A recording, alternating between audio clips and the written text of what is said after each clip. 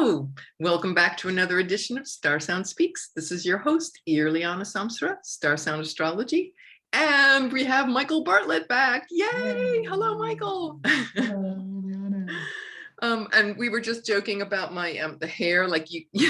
I mean, this is not the first time we talked about this, but this cowlick here, it's like you can track the transits of Uranus by my hair. And Michael, what was that you said about the bull? It's because so, with Uranus and Taurus, it's like the bull pretending to be a unicorn. It's kind of very interesting. Except for you, it's just I love it because it's like such a trademark feature. I love seeing like your pieces show up. It's like, oh, I wonder what channels we're going to be receiving today. Right, it's like always changing.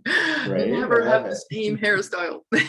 So that's the fun with Uranus in Taurus and square up. Right, it's sitting on my Mars, by the way, right now, like as we speak.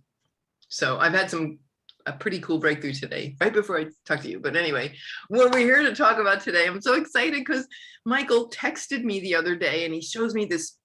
He published a book. I'm like, oh my God. He goes, look at this. And I was like, oh my God, we have to have you on the podcast. This is cool. And I'm going to pull up the book for you so you can see. Brand new book on Amazon. And let's see, I'm going to share my screen. And where did that go? Oh, sorry. Let me pull that up again. There it is. Okay. Now I can do it. Share screen, and it is dun, da, da, da, Astrological Mavericks. Do you have what it takes to change the world? So Michael has a lot of planets in Virgo, as you can see here, with the detail on the book covers. This is a big book, Michael, 1,000 pages. Oh my God. How many people, like Chris Brennan wrote 700 pages, and I'm lugging that thing around. It's like a phone book in my Hellenistic astrology course. You're 1,000 pages, 11 planets. So what the premise of this book, I know you go ahead and tell us, why did you write this book, and what propelled you to write this book? Sure. So interestingly enough, it's kind of like a bunch of different kind of series of events that happened. One is, I think some of the main ones, one was working with an astrologer here in Santa Fe named Tom Brady, not to be confused with the football player, who was born with Saturn on his ascendant. And when he was born, he was born early. So they put him in an incubator, separated from his mom, Saturn on the ascendant, right? So I started looking at that and started kind of hearing anecdotally a lot of individuals who had planets on their ascendant and how that affected their birth, literally kind of marked them or gave them kind of a signature from birth onward, and how also people perceive them. Learned about Michel Gauguin's work, the Mars effect, where Mars placed in any of these 4 quadrants, which, we'll kind of get into in just in a second, tend to be these ones where individuals would show up as being more like athletic, say like Olympic star kind of quality in that kind of sense, or something you really know them for. And so after learning about that, and then I have Mars in my midheaven in Virgo. I don't have any fire whatsoever in my chart. I am Sagittarius rising, though, I have to admit that.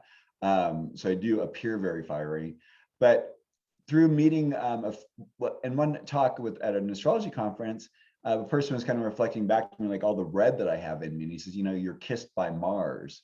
I think you remember you saying something like that, and you giggled about it, and it's like, this red kiss kind of that keeps happening, what I saw over and over again with it. So I just thought, well, if it's happening with the ascendant, if I'm seeing it happen with the midheaven, well, since these are polarities, then the other polarities should be affected as well. So I went through and I just simply made a listing of each planet through all the signs on each angle. So Sun through all the signs on the ascendant, Sun on all the signs on the IC, Sun through all that, and then just did that, and then went into solar fire and did a search by each one and got people whose birth charts had that sort of a placement. And just purposefully kept it to the same sign, I have to admit, just for simplicity's sake, because I figured my original theory was the archetype should be very clearly presented, and we should know these individuals for them, right? In that sort of a sense. So I started doing it, and it's just like, I'm getting goosebumps just thinking about it now, because like each time I do them, I just go like, oh my God, you can't make this up. Like one example is like MC Hammer. you know, the singer from the 90s, I guess. I don't know. Sure. Dating ourselves maybe, but you know, his song was like, you know, you can't touch this, you know, do, you know, this kind of stuff. He was born with the sun in Aries on his midheaven. MC Hammer. I love it. Oh, cosmic joke. How Right, is and he know? exactly, and that's what's so funny with him. Like over and over again, I got to see these examples. Or the other thing that was kind of interesting was these areas in which these individuals, because what I found is that these energies just need to be expressed. And so if you're not being reflected in a proper way, you're not maybe going to reflect those energies in the right way. So you have individuals who like Ted Bundy. One of my Right. favorite examples is Ted Bundy, Richard Carpenter, and Michel Gauguin.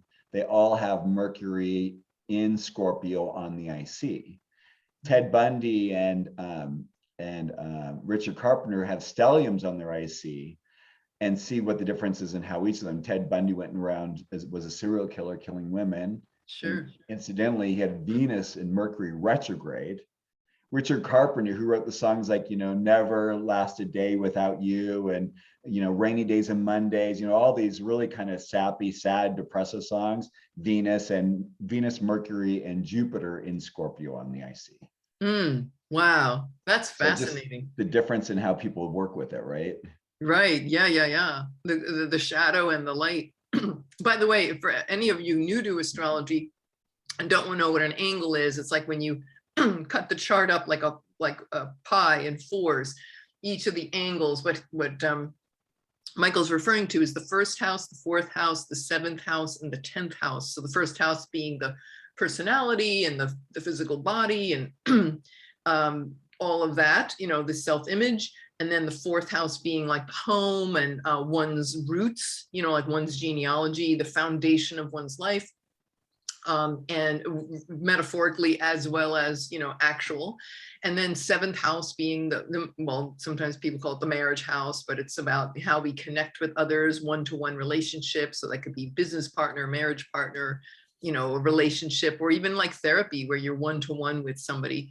And then the 10th house is the career. It's often associated with career and one's public reputation, one's standing.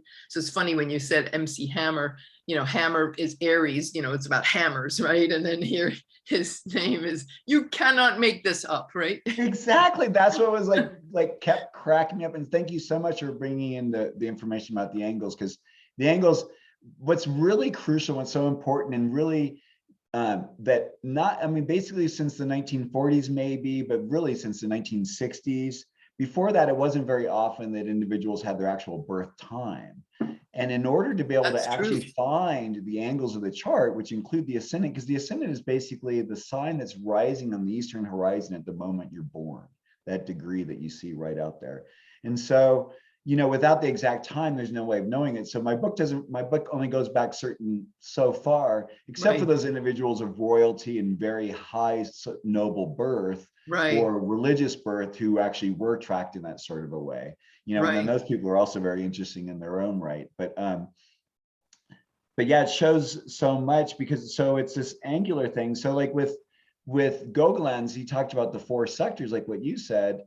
And with this, it's like there are a few of the astrological house systems, like we call them, like say Placidus or Cope or Regimianus or Porphyry, Porphyry, or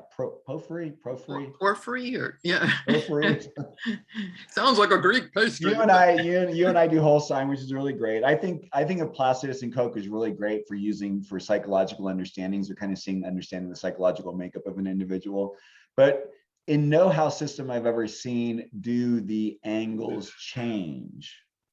So what's important to understand is, while in some of those house systems, especially like Coke and Placidus, the ascendant, the IC, the descendant, and the MC signify the beginning of the first house, the fourth house, and seventh, and the 10th house, as you said, respectively. In whole sign, they are simply sensitive points within the sign. And where I think that's really super important, and where this book is also really helpful for individuals who don't have planets on their angle, is anyone I find that even just has planets in the same sign as their angle. This is what whole signs teach us. there's a resonance pattern, right? So if you have an angle in the same sign as a planet, even though they aren't touching, say by conjunction or something, they're in the same room. So it's like, if your brother or your sister is playing a video game on one side of the room and you're reading a book, your siblings in there doing that, right? So Right. there's something going on within that. And that's what I like about whole sign houses. Yeah. Whereas the other signs, are correcting for a 2nd century mistranslation of Ptolemy, which separated the signs of the houses. And now we have all these, I think, 26 house systems to try and make up for that. But I think I like to look at it as being various lenses that help us see different aspects of humanity through, because Yeah, I that's a know good way to put the it. evolutionary astrologers, I know, like using a particular one, and and then also Uranian astrologers like to use a certain one. So each one has kind of what I like to see is kind of like a perspective that helps view it in a certain way. Right. And it's interesting with when people learning astrology, that you think, oh, well, of course, my sun, my moon, my rising. Oh, yes, of course. I always say it's like the 3 pillars of, well, I would say a bar stool. You could get drunk on astrology, but those 3 pillars, and then you build it out from there. But what if you do have planets in 1st, 4th, 7th, or 10th, as my teacher Tudor likes to say, is those planets speak with a megaphone in those charts. So it may not even be in your sun, moon, or rising, but that planet can be very loud in the affairs of what happens in your path, your destiny, and I love that, because what I found so striking in getting into astrology was how few astrologers. I'm so thankful that your teacher taught you that, because very few astrologers, other than using them, like I said, as entryways to a house system, they don't really ever. There's a certain resonance about it. Alan Leo back in the day, said that you can talk about these angular planets as almost being cardinal in their way. They like, my partner was reading the book the other day, and he says, oh, and he has angular planets, and he said, it's like this thing of like, we can't help but express that. And I was like, yeah, that's the way that I kept feeling over and over and over again. Like when someone told me like that I'm really Martian, I'm like, oh my God, I'm not pushy. But it's like, I've had so many people in my life like say, back off, or stop, or whatever. And it's like, I'm very persistent. I have Mars in Virgo on my midheaven, sextile a Scorpio moon. Kind of gonna get what I want, but sometimes other people don't like that. Or I'll kill you. No, it's just I'm going to kill you with kindness, though, because I'm going to serve you. What is it you need? What is it you want? And because that's that's one of the things books that and I'm writing. really good at. Sorry. Books and writing. You wrote this book, Virgo, right? It's all about communication. I know, it's funny because a friend of mine at one point, when I was telling him that I was doing this, his eyes got really super big, and he says, and I'm like, what? And he says, do you understand what a resource this will be for astrology?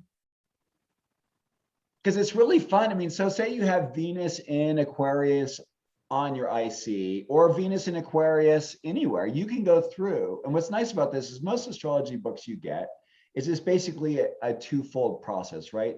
They kind of put the sign, planet in a way that kind of repeats itself, right? So it's like they redo the sign and the house in a way that kind of makes it redundant.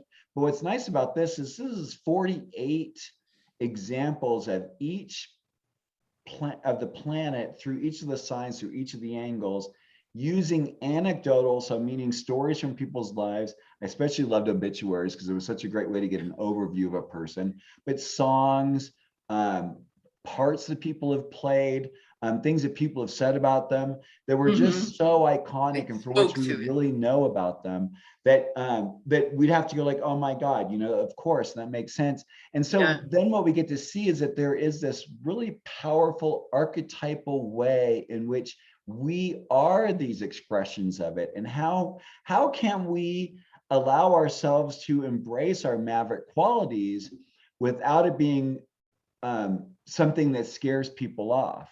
Because what I found too is that most people have, if you are a maverick individual, you tend to have mavericks in your life, because most people can't really kind of handle this. Like one of the things that I get told all the time is, you're too intense, Scorpio moon in the 12th house.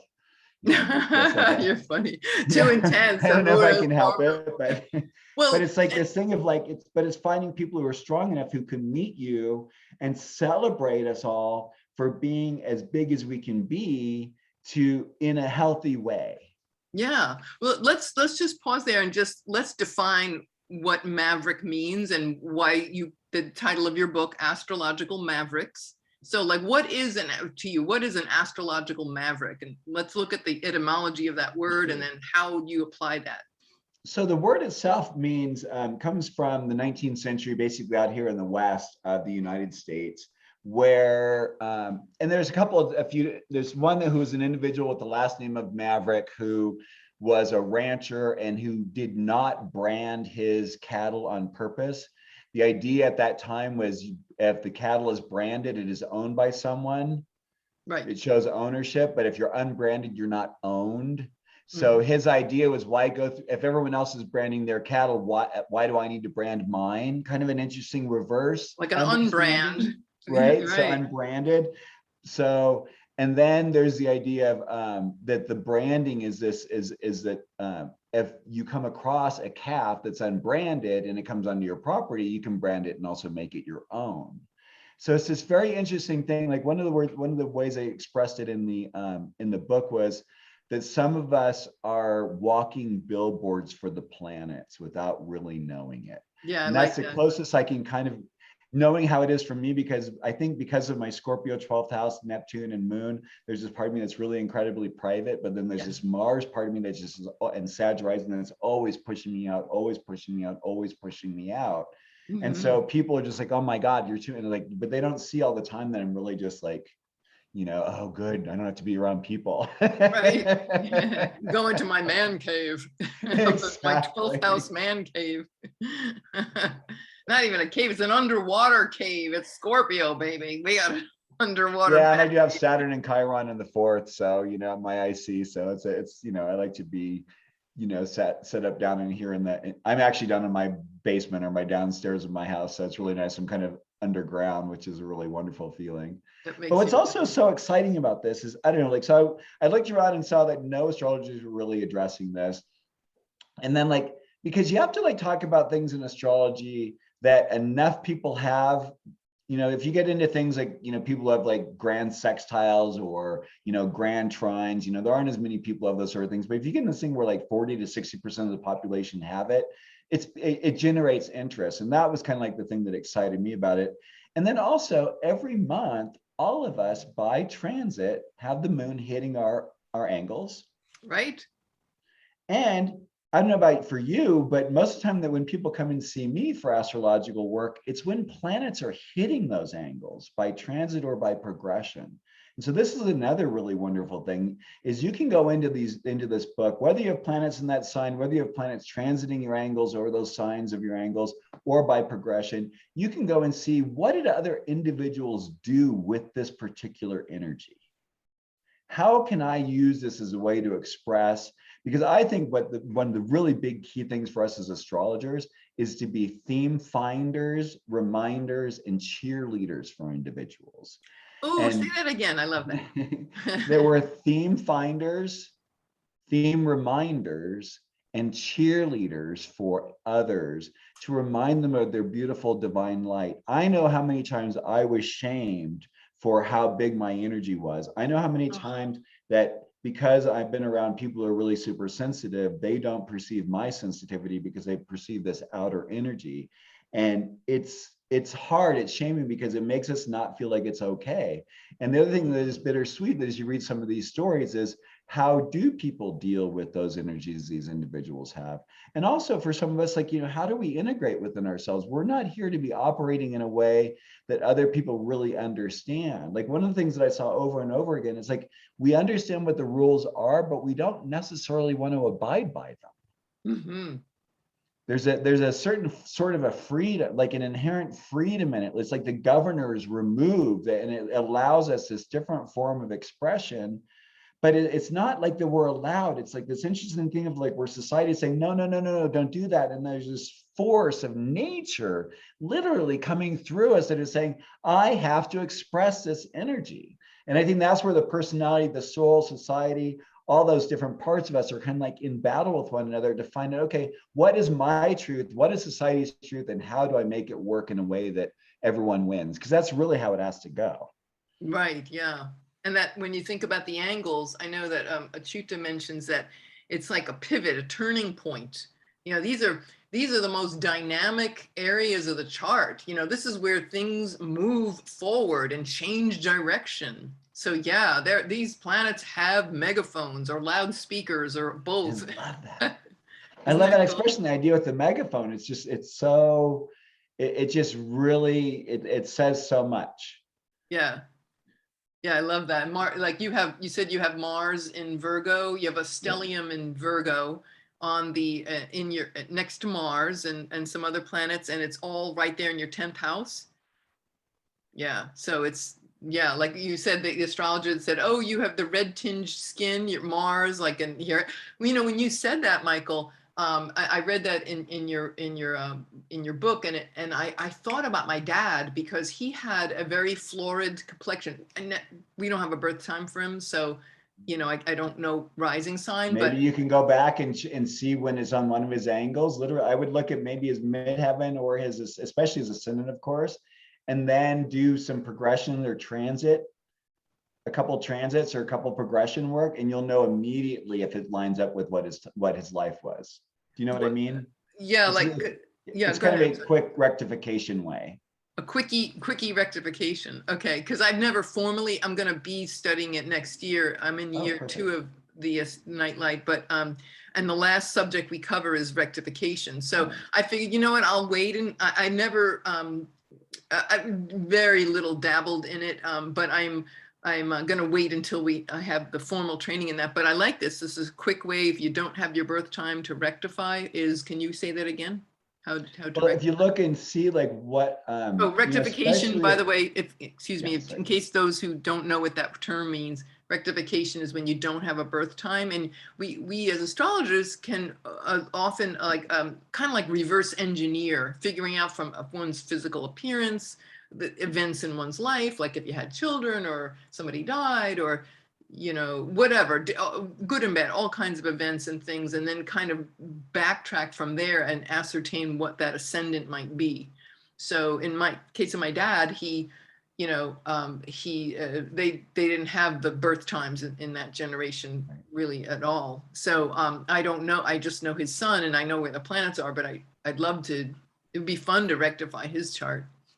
But what were you saying about that? Thank you for letting me say that. Yeah, sure. So I mean, like, so one of the things, like, so maybe the person was rather large. I would look to see, Jupiter in the first house, Jupiter somewhere right around the ascendant.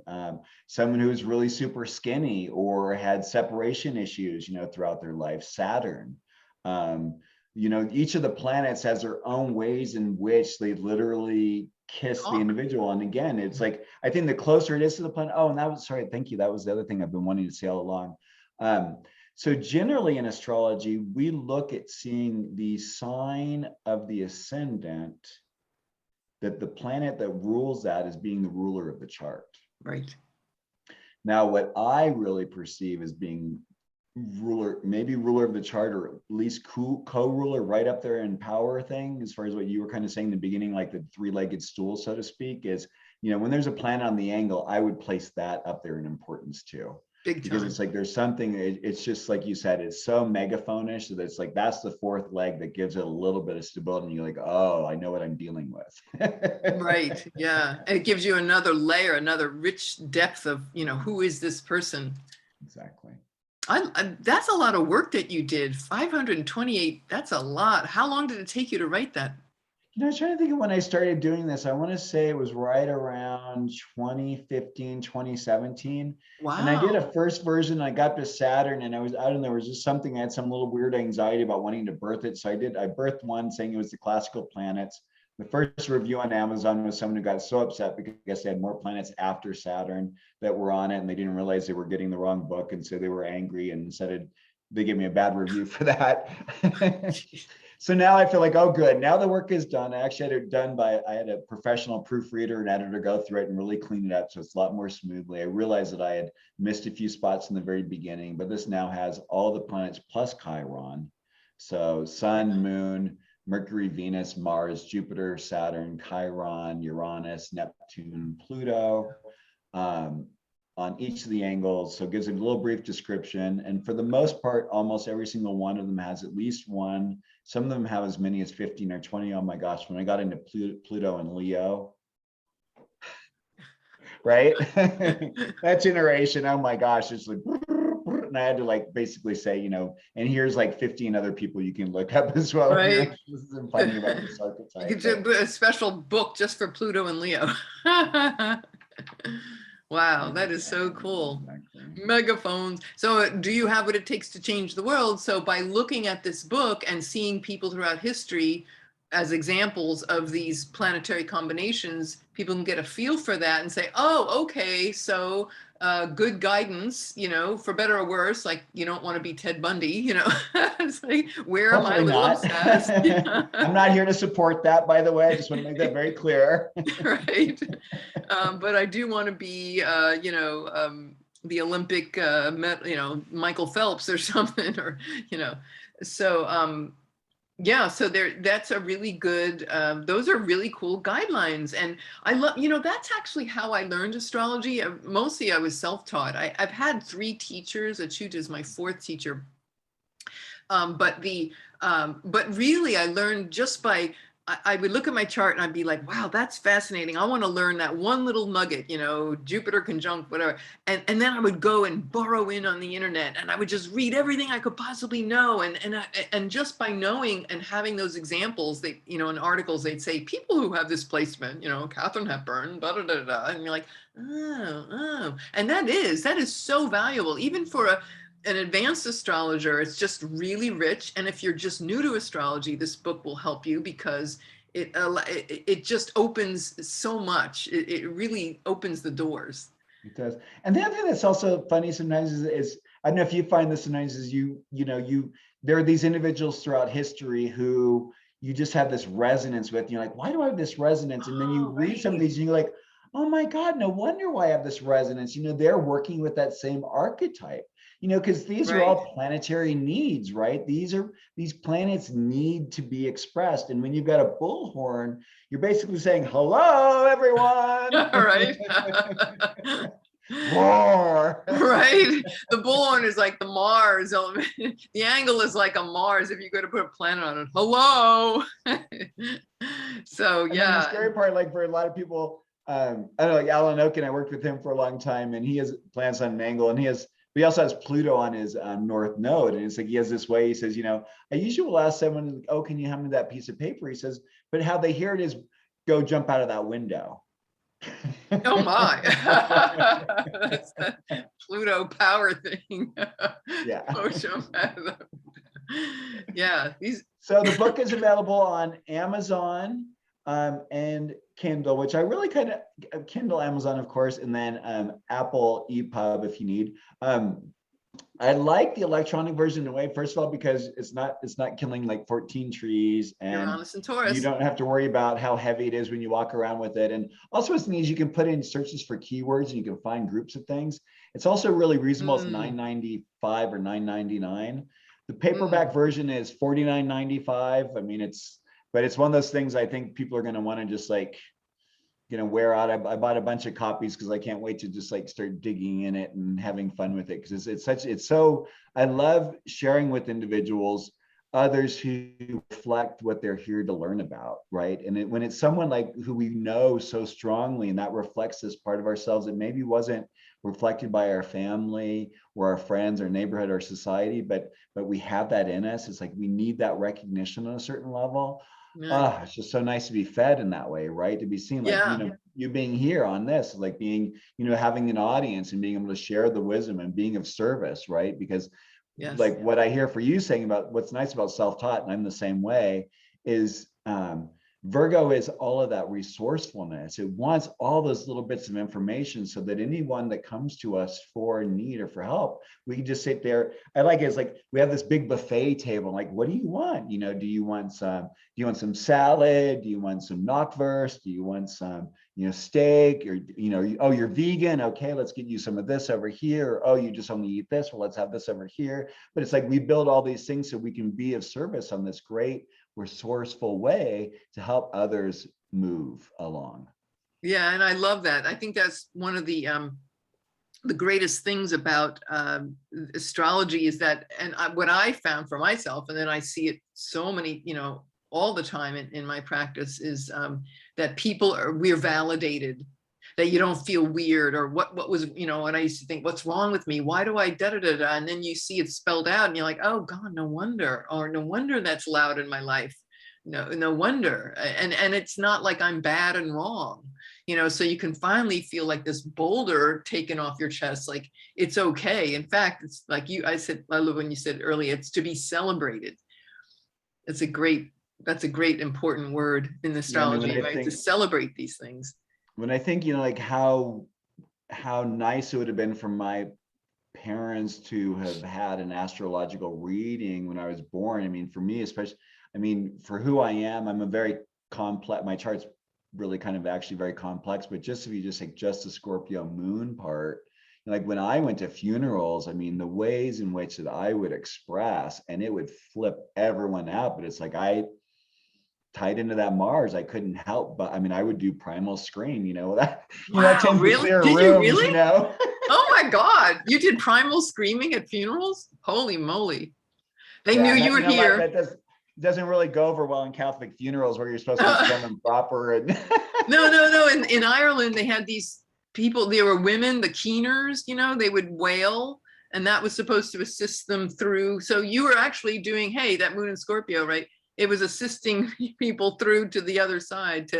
I was doing it. I think I was doing it for everyone in the room as well as the person on the other side. And since, I've done a lot of that as well, and a lot more conscious way. But as a kid, it used to be just so like, the sense of loss and not understanding really quite what it was. But then you discover years later in your astrology chart, like there it is. And if only my parents knew, they could, hopefully they'd understand their child better, because they could see the design of you was this particular expression.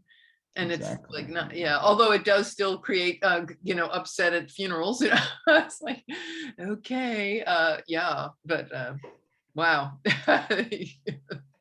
I can't imagine, but maybe the keening is really, I'm just thinking, it's like if the soul left the body and was kind of wandering around in the astral plane and they needed to go to the light, it's like, oh, let me get out of here. I get out of that annoying voice, I don't know if that's true, but I just have to be silly, right? I love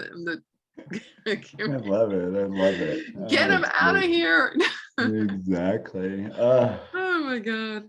So where we find it is on Amazon, right?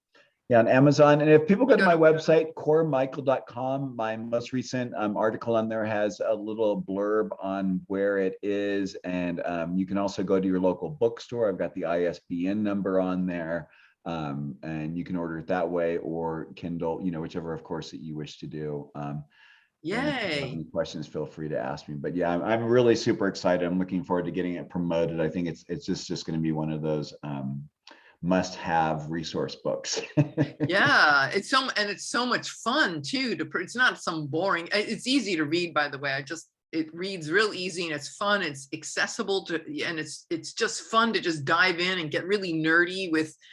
Yeah, I just love those books where you can just nerd out on all these combos, and it's like, oh, that was my mother-in-law. Oh, this is, I loved it when a friend of mine was reading it, and she's, oh my God, she's like, and here you say, because I'm a little cheeky in some of the things I say, like at the beginning, I'll say like a little bit of brief thing about an explanation about what the placement is likely to mean, and then I'll have a bunch of different examples, and then I'll usually have something that'll summarize it or something, like something kind of cheeky at the end. But it's cheeky. It's cheeky. It's a cheeky astrology book. How fun is that? Oh my God. That's even more fun. But I don't know about you, but I was a psych major in college, and what I loved the most about psych classes were the case studies, because it really made there was a resonance. And so this book is basically one huge big case study for astrology.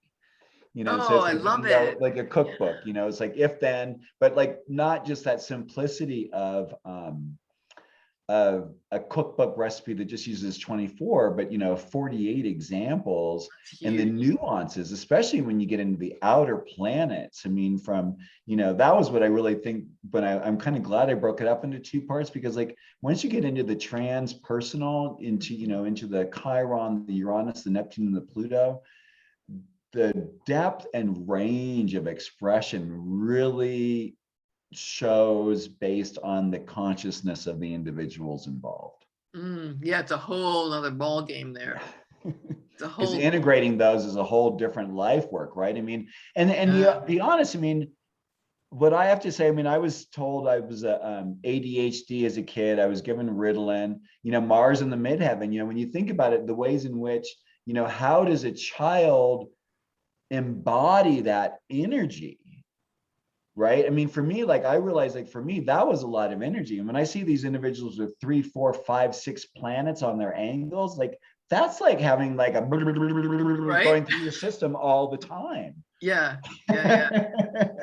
Yeah. That's really going to make your hair stand up. Right. Right. Oh my God. Look at this. Uranus in my 10th house, by the way. So yes. There it is, right? There's You're professional at how people see you, how the public sees you. I mean, I love it. That's exactly right. It's great. Right. How the public sees. Yeah. I am a maverick. I'm a maverick. Well, actually, it depends on what house system you use, but yes. But yeah, it's either in the 10th, it depends, whole sign houses, it's actually the 11th house. But hey, my friends see me as that, and my colleagues and everyone. But yeah, no, that's exciting. I'm so glad you texted me that picture. That is so cool.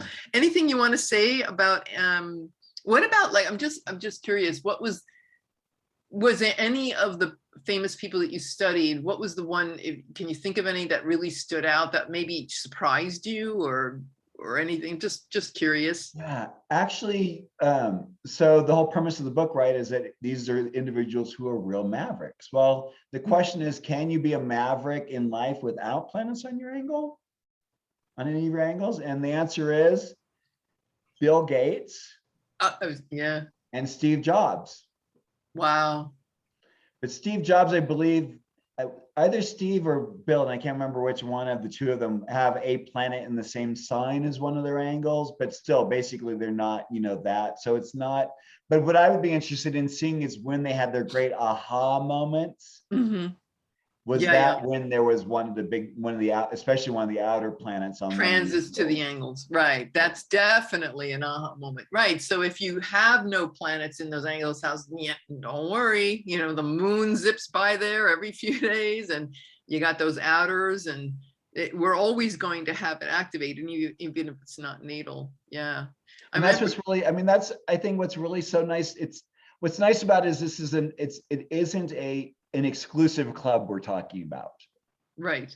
But if a person doesn't have planets in those angles, they can still be inspired because they can see these people. Maybe they'll find people that they revere. They can look them up in the book, and they'll find, like, wow, and when a planet, so that kind of gives them a little hint. If you've got a Venus or a whatever, or Jupiter that's crossing, they could say, hey, it gives them a little flavor about that, and it could really inspire people.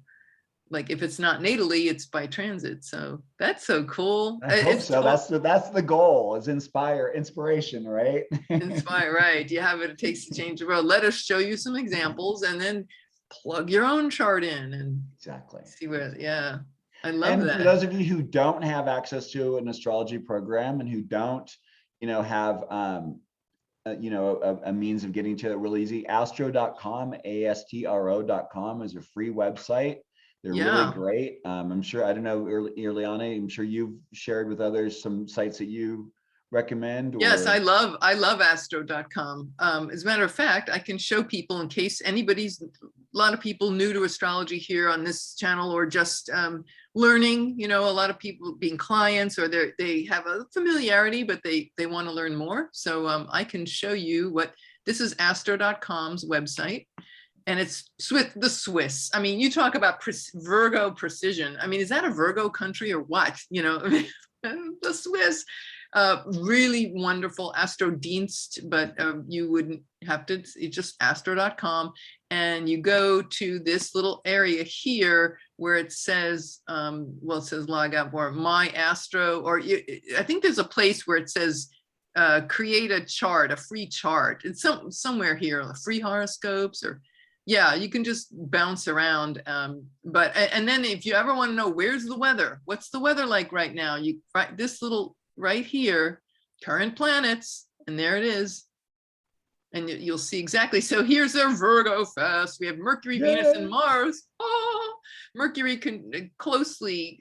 close to Mars, and Venus is still there. And so, yeah, there's a lot of talk about books in our books and being tidy and health. And as Mercury opposes, let me just ask you, you know, as Mercury is going to come into an opposition in a few days, right, with opposing Neptune and Pisces, you know, I think about, you know, that movie Finding Nemo, and all the sea turtles, and they're like cruising, man, they're just cruising, and they're like, hey, everything's cool, you know. It's like, and then Mercury and Virgo, it's like details, you know, and like, can you give us some advice about how to navigate? It's a short transit, you know, it's quick, Mercury's quick, but what kind of quick transit? It's a wonderful I think, you know, like in those two positions, so Mercury rules Virgo, Mercury's in its own sign, Neptune rules Pisces, it's in its own sign. That's powerful. So, you know, how to regulate,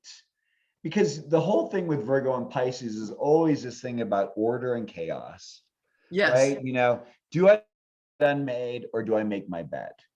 Do I wash my hair today? Do I not? Do I do that? You know, it's that you know, it's that battle. And so the thing is, I think you know, the opposition is always this full moon moment, right? It's like, so it's easy to project, especially if you're in a relationship or you live with somebody, you go like, oh, you know, you're the dirty one. I'm like, oh, you know, I see you, da, da, da, da, da, da, da.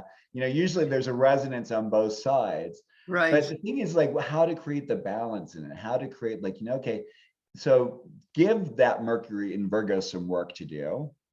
Right. And then sit down with your glass of wine, maybe a doobie, I don't know, have a nice meal and watch your favorite movie, or snuggle up with the person you love, or read a good book like Astrological Mavericks, or right, Astrological Mavericks, to satisfy the Mercury in Virgo, right? Read that and then have your glass of wine. That's a perfect example, Michael. I couldn't have thought of a better one. Yeah, and you know, I remember my second astrology teacher, Andrew, he's so wonderful. He always says, you know, with esoteric astrologer, by the way, he said that in an opposition, one energy gets expressed at the expense of the other. So you could get too critical with my Mercury and Virgo, right? Like you said, pointing, projecting, and then Neptune and Pisces, you could be too easy. So it's like finding that middle, like a violin string. If it's too soft, you can't hear the music. If it's tuned too tightly, then it'll snap. So it's like, where is that middle ground? You know, so how do you formula for that? And I love that you brought up the esoteric part, because the thing is, it's about the second ray, right? You know, so it's about bringing love in. Bringing love in. Yeah, so it's bringing love in and finding that way of having the compassion in it, so that it isn't that kind of like one at the expense of the other, but one working with the other, or one in the support of, because you know that Pisces Virgo axis is you know, is a service axis, right? But what I've learned over the years, because I have 5 planets in those 2 signs, Right. is that self-service is really crucial, meaning how does one go about doing win-win situations? Those of us who are here to be of service to others, if we aren't of service to ourselves, if we aren't taking care of ourselves, Virgo, that Mercury in Virgo is really good about self-care, right? You know, am I eating the right kind of diet? Am I listening to the right kind of music that makes me feel better? Am I watching the right kind of TVs and movies that make me feel good? Am I interacting with individuals who are feeding me rather than taking away from me individuals, like, psychic vampires. Those of us who have a lot of planets in these two signs tend to have a lot of psychic vampires around us because we're really good at feeding a lot of people, literally, energetically. So it's like, Yeah. Okay, getting rid of Losing those ourselves things. in that. Yeah. You Yeah. can't lose yourself. You want to serve, but you don't want to lose yourself in service, or lose yourself from your heart, but not like at the expense of, oh my God, I'm so ungrounded and I need to eat. Not at the expense, never 20 at the carrots. expense of the self. If you're doing it at the expense of the self, then you're not, then it's not, then there's something else going on other than you really being of service. There's another issue. It's like, well, it's a whole sabotage. Yeah, which is another Pisces trait, right? Got to watch that sabotage, and it can be very slick. But if I give you everything, then you'll love me. Right. Right. If it weren't for that axis, where would we have country western songs? There would be no lyrics of this. Oh, honey, you're everything. Yeah, and we also wouldn't have Christianity. So what was that? We wouldn't have Christianity. Right, so. right. We wouldn't have a lot of things, right? So right. yeah, that axis. Yeah. Wow. Yeah, and having faith too comes up for me too, with that the whole Piscean, if we're so obsessed and anxiety ridden about details and thinking and overthinking, it could be a real Mercury and Virgo shadow side is that we overthink things. And so with that opposition with Neptune, hey, you want that opposition. There's that balancing act where it's like, don't be so hard on yourself. Don't criticize so hard. Take it easy. Right. And also, and astrology really teaches us is, how to have the blending of awareness, right? To me, those are two, having Mercury and Virgo and having Neptune and Pisces, I'm getting goosebumps again. That's an amazing, amazing level of perception, right? You can go in and be as amazingly discriminating as possible and also observe this amazing large field. I mean, it's Neptune and Hermes. These guys were brothers. Right. Oh, so okay. they understand one another, and they're in their own realm. So there's this really powerful way. Neither one of them is really going to give it up for the other one. But it's also mutable. And both these planets are really highly mutable, so there's fluidity. There's, it can't help but get resolved. If you put water in something, water is going to keep the form of whatever you put it in. So, and especially with Neptune, and Neptune's getting ready to go retrograde next month, I believe. So, which then most of the outer planets are in this retrograde motion. This is, again, these other things of like, how do we, it's really time to balance this thing of like, okay, doing some things for a little bit and then really taking care of ourselves, stepping back, eating right, resting. What is your true play? What is your true work? What is your true rest? What is your true love? And finding what those things are for yourself and honoring them in yourself. I think this is a really great time for that. It is. And it's a great time to buy your red wine and buy the copy of Astrological Mavericks. and this isn't red wine. Right. I'm just going to show that picture one more time because, my background, I used to book publicity, Michael. That was my first start in the corporate world, book publicity. So you landed on the old version. The first version is still available if you want to do it. Let me see what it looks like. Okay. There's the first version. Oh, this is beautiful. I love the cover. So the cover is basically all the individuals' names across the Crab Nebula. Oh, beautiful. So lovely. And it's just all words, basically. It's all words. Oh, Michael, it is a book. I would love to put images of individuals, but the thing is, you get in all this copyright thing. I really wanted to put one of my examples in the very beginning talks about Caitlyn Jenner. Right. Sun in Scorpio on the ascendant. What did she do? She transformed herself for the whole world to see. Right. Yeah, that's perfect. Perfect example. Mars is the ruler. Well, decathlon athlete in the Olympics. Yeah. There you go. I love it. I love how it all fits together.